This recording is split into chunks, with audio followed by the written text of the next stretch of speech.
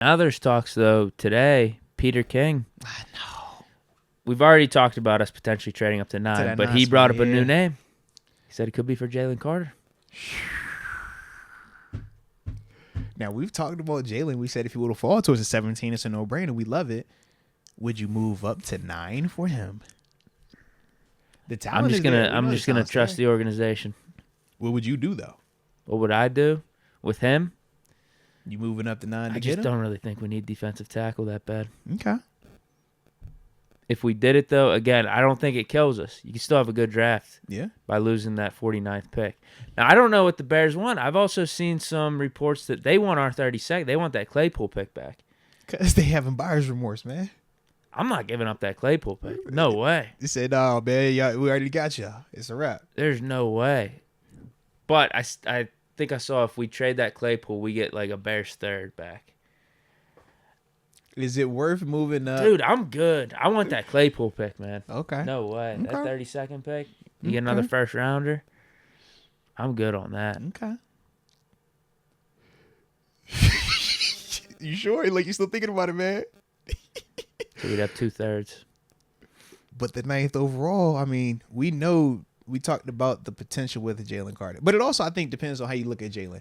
I can see it being both ways. I can see people loving Jalen Carter. I can also see people being scared away from Jalen Carter because all the buzz that he's had. But now you think about the combine situation, you think about the pro day situation. You ask yourself, is this a player that once he does get this bag that's going to come with being a top 10 pick potentially, is he going to Albert Haynesworth?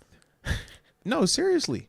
When you talk about a dude showing up to the combine not in his best, situation, and then you look at the pro day and it's like, this is when all the variables are supposed to be perfect for you, and you don't finish the workout. And like I said, I gave context. I was like, yo, they do put you through the ringer, but those are on private workouts, not the pro day portion where this is the part where I'm supposed to be ready for this. I'm supposed to be prepared to go through these workouts and stuff. That's the give and take with it. So just with that, I think that that's more of the conversation that the organizations would have with him, and they would just have to trust that he would develop and he would still be hungry. But that is something that organizations, especially here in Pittsburgh, have to be concerned about, because it's not like we haven't experienced that to an extent here. Yeah, I wouldn't like giving up that 32nd overall pick. But just the concept of trading up for Carter, I wouldn't hate it. I would not be opposed. I mean, Carter's nice, bro. He's going to be your nice, man. Franchise defensive tackle, Cam Hayward predecessor. Yeah. I mean, that's at least what you hope to be. Mm-hmm.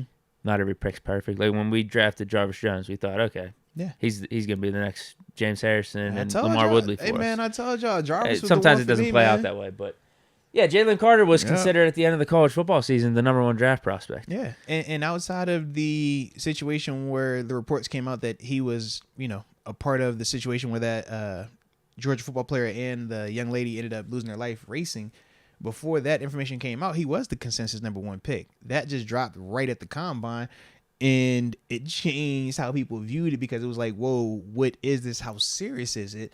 But then once that kind of died down, then you have the pro day scenario. And it was just like, all right, you have 1 knock. All right, cool. The situation isn't the best, but we can justify it. We understand. In comparison to other things, we can make this work. But then when you turn around, it's like, we're just getting over this. And then you do this at the pro day and not perform to the full extent. You look out of shape. You're not, being the best player that you can be. It starts to make you have questions. Is this a guy that's going to have a hard time with more free time? Is this a guy that's going to have a hard time when he has more compensation and more access to stuff? You like to race cars. You were in a track car. What if you're in a Ferrari next time? What if it's a Lambo? We talk about Henry Ruggs in the Corvette. It's like, man, the money just illuminates and makes you more of who you already are. So it's like, if you're an organization and you're was that a wake up call that just deters you from all that? Did you learn from this, or are you just simply saying, "Well, I got off of that one. Oh, you gave me more money. Well, shoot, as long as I ball out, I can get away with everything." And then we know how that thought process stems. We've seen plenty of examples of that in the NFL, but I'm not saying that Jalen Carter is going to be that. But that is some of these are all the things talk, teams are doing research on. Absolutely, because of the investment. That type of money is bigger than just you coming out here and playing on Sunday.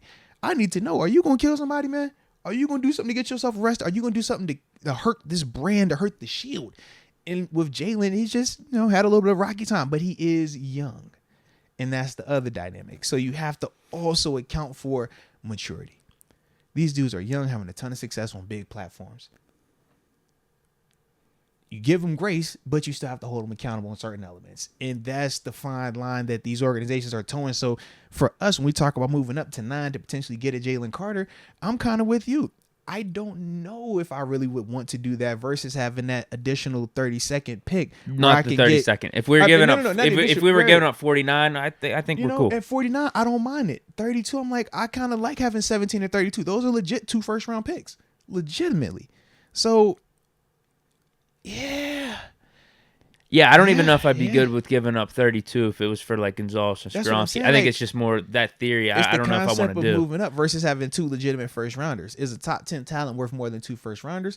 We got burnt on our last top 10 picks, so I would rather, take my chance with 2 guys versus putting all my eggs in one basket right now. He's one of the guys, though, if you said we were trading up for, it makes sense. Him, Skoronski, or Gonzalez. I'm also hearing some Paris Johnson buzz, too. Mm-hmm. So, because we said it's personal preference with those 2 tackles, right? Because they're very different in terms of their shape. One guy is tall, lean, looks like more of the prototypical tackle. Other guy a little bit shorter, stockier, built more like a guard. But depending on how you look at the technique, the guy that's built like the guard has the better technique. But the guy who has the better size, you're like, can he develop? Because if he does develop, then he has the higher ceiling because of the body type.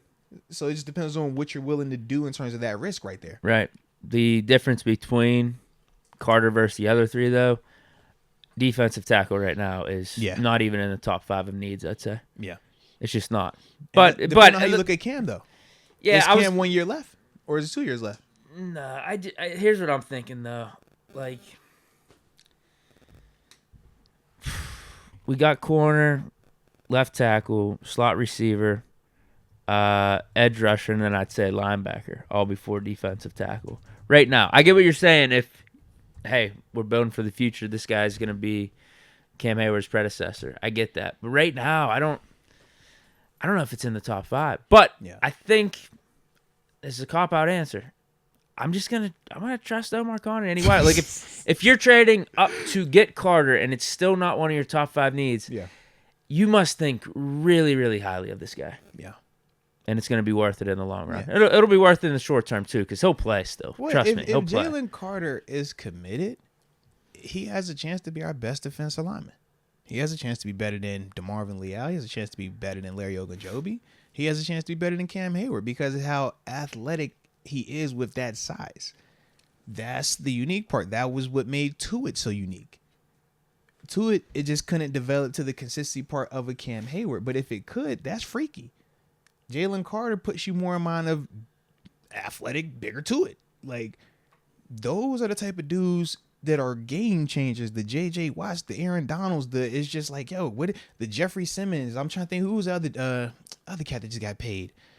Oh, my gosh. But these, like, big, rangy, athletic D tackles that can legit wreck your game, run game or pass game. That's the potential that Jalen Carter has. So, you justify like, hey, man, I'm going to have you as the rotational guy in year 1, but once it does click and you're more fundamentally sound on a snap-in, snap-out basis, well, now I might have the best D lineman in the AFC for the next, 5-10 years potentially. So that's kind of like the pros and cons to it if you do make that move for Jalen. And then it would just go hand in hand with we're building the trenches and are going to be big bullies. We're just going to bully you after bully. Forget everything else. Yeah. Forget everything else. We're coming here to punch you in the face. No one's running the ball against We're not going to shake you. We're going to punch you in the face. Yep.